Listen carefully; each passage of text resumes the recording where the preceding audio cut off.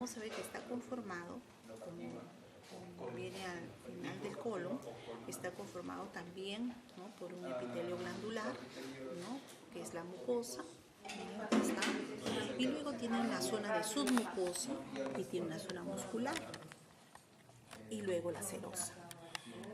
Pero como yo les dije que también es un órgano, miren los folículos linfoideos que tiene, porque también ellos cumplen una función de defensa, en cierto modo, ¿no?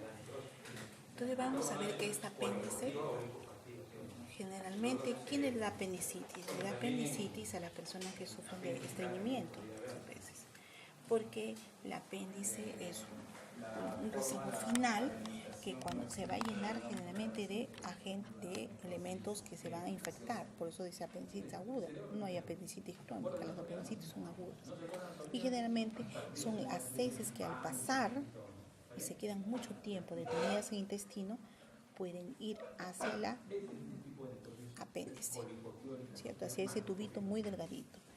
Entonces, cuando se acumulan las heces allí, es que luego, pasado un periodo de tiempo, y como es un orificio, pero con fondo ciego, ¿no?, entonces no hay por donde salga, por lo tanto, se va a putrefactar y se va a infectar. Pero aquellas personas que no tienen estreñimiento, generalmente en el colon pasan y no se va a meter las heces al apéndice, por eso no van a tener apendicitis. Entonces, generalmente cuando hay un paciente con apendicitis, de hecho que es un paciente estreñido, ¿no?, en la gran mayoría de veces, ¿no?, al menos que sea también, porque a veces tenemos apendicitis por oxiurus, apendicitis por parásitos, por algo que, ¿no?, que se ha encontrado, o bien puede ser una infección intestinal que también aborda el apéndice, ¿no es cierto?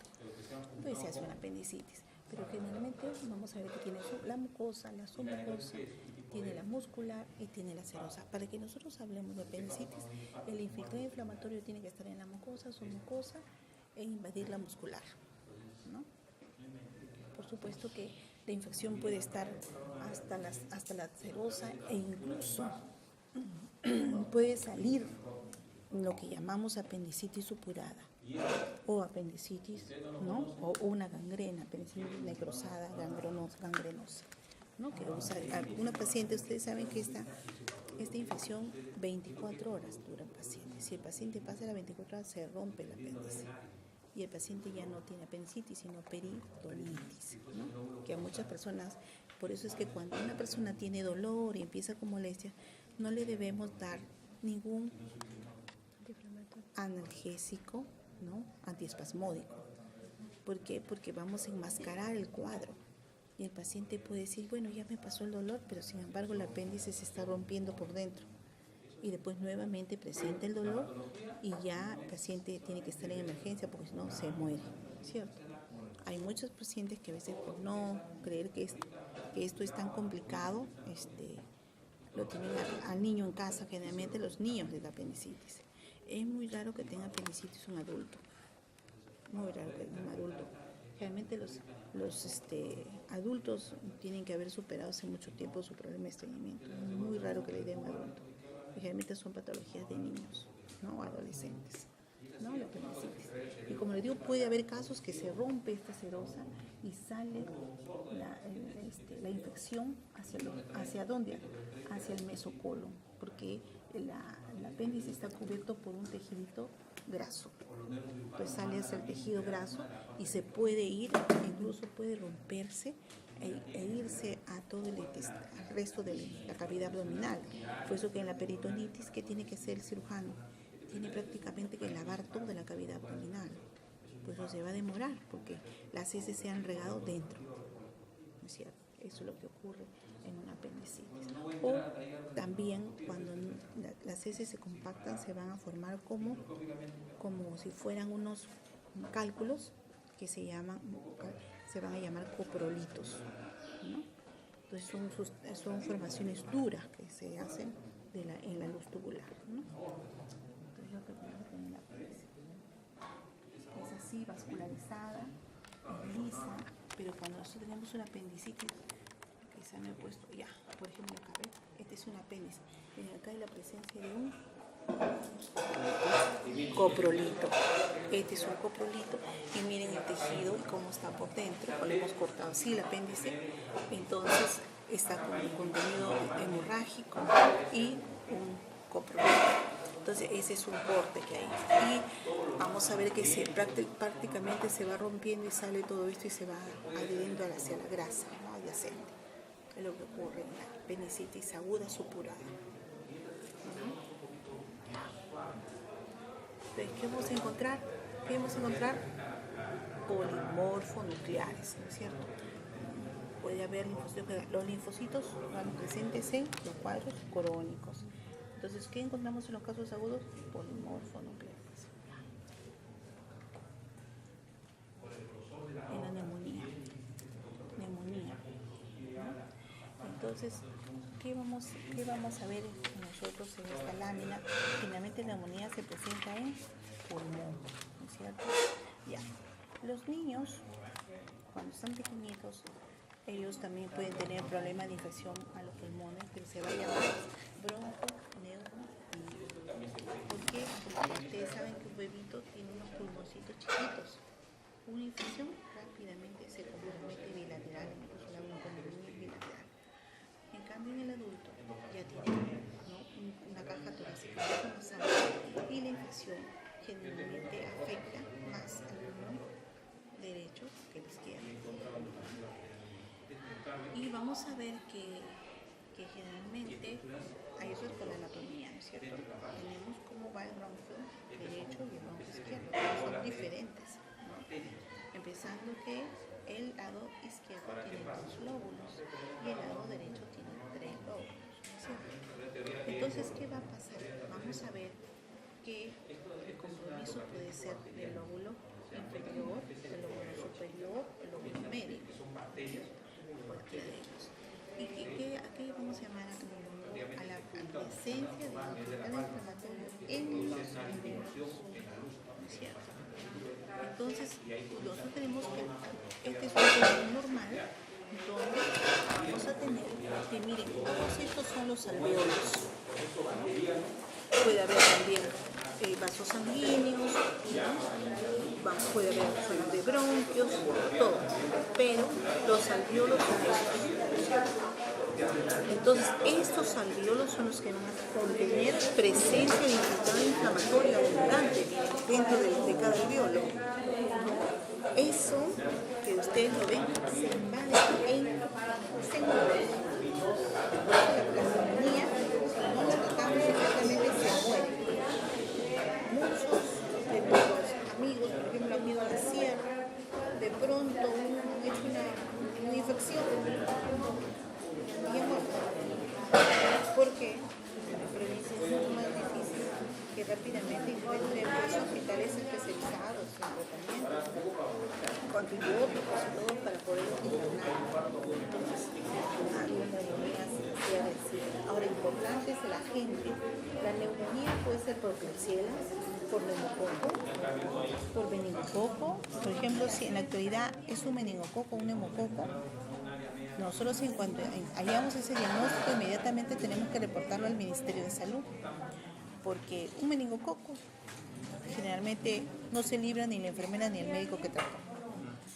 Un neumococo también. Entonces, también son bien agresivos, por lo tanto hay que darle tratamiento no solamente al paciente, sino al médico y a la enfermera y a todo el personal que lo atiende. Por eso es que se tiene que notificar, porque el ministerio, en cuanto se entera que hay un caso, manda el tratamiento para todos, en forma gratuita. Porque sabe que si no, lo va a diseminar a otra persona, a otra, y se van a ir muriendo todas las que estén cerca, ¿no? Entonces, en cambio, si es que es por una Klebsiella, si es que es por un proteo, si es que es por otra bacteria, no se da tratamiento con antibióticos, pero no tiene el contagio tan masivo como lo tienen el neumococo y el meningococo, ¿ya? Entonces, por eso lo que hacemos inmediatamente es colocar antibióticos de amplio espectro, tanto para bacterias gram positivas como gram negativas, para tratar de barrer con la cantidad de elementos que estén ocasionando la neumonía, ¿no? Y si no, y por supuesto, hospitalizar al paciente, hospitalizar inmediatamente al paciente con guía, todo, porque si no, el paciente se va a morir. No le podemos dar tratamiento bioral, sino tiene que ser vía endovenosa, ¿no? Entonces, por eso tenemos que hospitalizar al paciente. Entonces, y además, lo que siempre nos va a interesar saber qué agente es, porque de repente estamos dando para un tratamiento del cual el agente no es, porque también tenemos neumonías por hongos. Por ejemplo, en la gente que trabaja en la agricultura, al remover las tierras, por ejemplo, los que han en Piura ahorita eso ha sido lodo y se remueven las tierras, generalmente más de uno va a tener un tipo de neumonía, pero probablemente por hongos, ¿no? Entonces le vamos a dar antibiótico y no le va a hacer nada porque los hongos tienen otro tratamiento. Entonces por eso que siempre nos va a interesar conocer el agente causal de la neumonía para poder guiar mejor el tratamiento, ¿no? Entonces, por eso es que como es un tratamiento de emergencia, hoy en día muchos laboratorios están utilizando un poco la biología molecular porque en 2 horas pueden tener el diagnóstico preciso del agente que es el que está ocasionando la neumonía. Cosa que cuando hacemos por cultivos de microbiología nos puede demorar 7 días, una tuberculosis demora 45 días. Miren. En cambio, en 2 horas podemos tener el diagnóstico de tuberculosis con una biología molecular, ¿no? Entonces, por eso que hoy en día ya está siendo desplazada algunas técnicas por otras por la rapidez en hallar el agente causal para poder lograr un mejor tratamiento, ¿no? Entonces, eso es en la neumonía. Entonces, vamos a ver que también en eso de la neumonía puede haber, incluso miren aquí, es como que hubiera ruptura de los alvéolos y toditos como que se van formando, ¿no? Van entrando el infiltrado inflamatorio y van perdiendo casi sus subdivisiones y se van quedando como cavidades mucho más amplias y llenas de infiltrado inflamatorio, ¿no? Entonces, la pielonefritis aguda. A ver, sabemos muy bien que una cosa es la infección. Las infecciones hay que catalogarlas como tales de acuerdo al nivel donde se produce la infección. Cuando hay una infección urinaria, ¿no? Entonces primero empezamos. La infección es una cistitis, o sea, es una infección de la vejiga, ¿no? O es una infección, o es una pielonefritis. La pielonefritis va a ser en los uréteres, pielo, ¿no? En todo lo que es la zona pielocalicial y de uréteres, ¿cierto?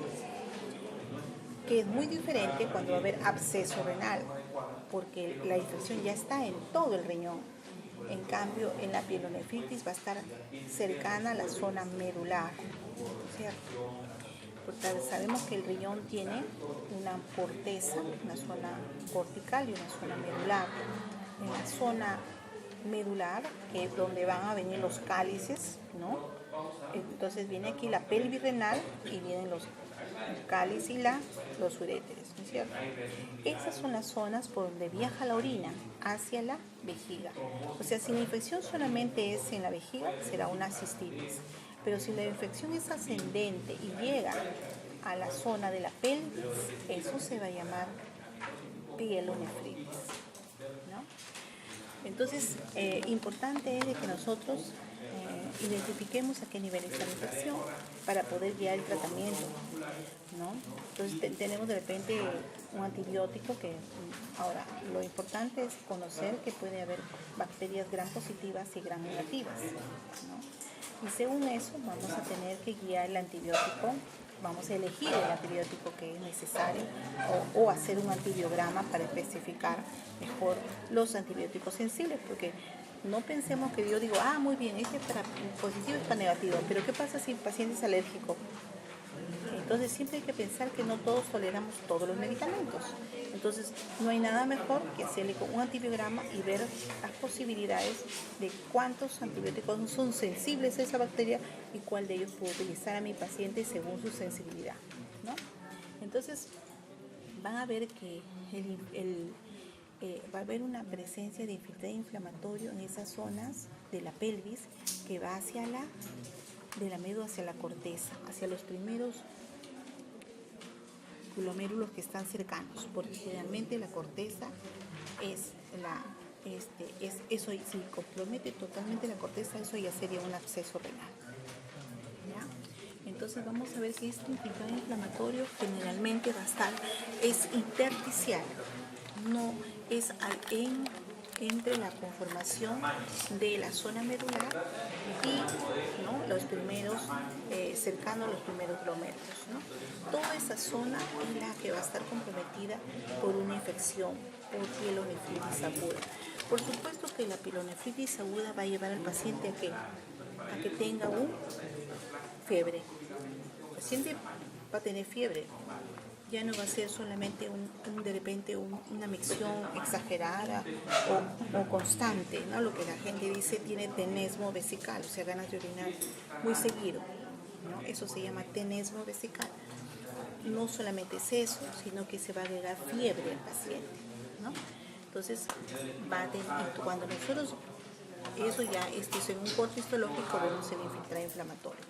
Entonces, si no, el paciente está todavía sin ninguna biopsia, por supuesto, pero ya hemos ubicado que no solamente es una cistitis, entonces ahí tenemos que darle antibióticos un poco mucho más agresivos para que puedan llegar hasta esa zona, ¿no? Y también nos interesa el agente causal, o sea, tenemos que hacer un urocultivo, ¿no es cierto? Entonces vamos a hacer un cultivo de la orina también para saber el agente causal, ¿no? Entonces, ¿qué es lo que encontramos ahí en el intersticio? Presencia de polimorfo-miliares, ¿no? Puede haber zonitas de vasos congestivos, con algo de matíes, ¿no? Porque ocurre todo un problema inflamatorio de esa zona. Pero liberando el agente causal, todo regresa a su normalidad. No necesariamente hay que sacarle el riñón al paciente, ¿no? Entonces, eso es en la pielonefritis aguda, porque puede haber pielonefritis crónicas. Por eso que también es importante, miren, en la mujer es muy importante, en el varón mucho más agresivo cuando tiene una enfermedad por pielonefritis aguda. Generalmente las que más tienen infecciones urinarias son las mujeres, porque hay mucha vecindad entre el recto y la vagina. En cambio en el varón no. Pero cuando el varón le da una pielonefritis aguda, tengan por cierto que le da con fiebre y hay que hospitalizarlo y en cama, porque es mucho más agresivo en ellos. En cambio la mujer aprende a controlar más, a manejar mucho más agentes que puedan contaminar su vagina. En cambio el varón no tanto, ¿no? Entonces, eso tenemos y ellos pueden hacer pielonefritis crónicas. ¿Quiénes dan pielonefritis crónicas? También sabemos muy bien que hay otro agente que es la tuberculosis, y una tuberculosis secundaria afecta al riñón, y generalmente ¿quién? A los varones, más que a las mujeres, ¿no? Entonces el varón va a tener de repente alguna sensación febril, pero aparte de ello va a tener una orina que probablemente va a ser como un lavado de carne, ¿no? Media rosadita. Entonces, en las mujeres no se dan cuenta porque dicen probablemente con el ciclo menstrual, pero en el varón, cuando menciona y su orina es rosada, qué raro, ¿no? Que ellos no tienen regla. Entonces, es justamente por una pielonefritis y muchas veces crónica por tuberculosis. Ese de ya es buscar TB en ellos, ¿no? Que es muy frecuente en nuestro medio como una tuberculosis secundaria, porque la tuberculosis secundaria puede afectar al riñón, pero no, el paciente no va a tener tos ni se va a adelgazar. Simplemente es la orina que cambió de color y cierta sensación térmica elevada, ¿no? Algo no muy perceptible, pero son los signos de alarma. Ya, eso es en la pielonefritis. Entonces, después... Una pregunta, ¿cuál es el infiltrado inflamatorio? Acá. ¿Todo eso? Sí. Todos los que son estos puntitos, ¿no? Todo, sí. Este es el glomérulo. Ese es el primer glomérulo que encuentras, porque estos son los túbulos, ¿no? Y esto es todo el infiltrado, porque va casi al intersticio, el infiltrado va al intersticio. No va netamente al glomérulo, sino al intersticio por ahí, como que infiltra, ahí se meten las bacterias, ¿no? Así es, en la pielonefritis aguda. Sí, tenemos ese es el último hasta ya, allí. doctor. Sí, hasta aquí. Entonces, Ya, ahí acabamos. entonces ahí acabamos.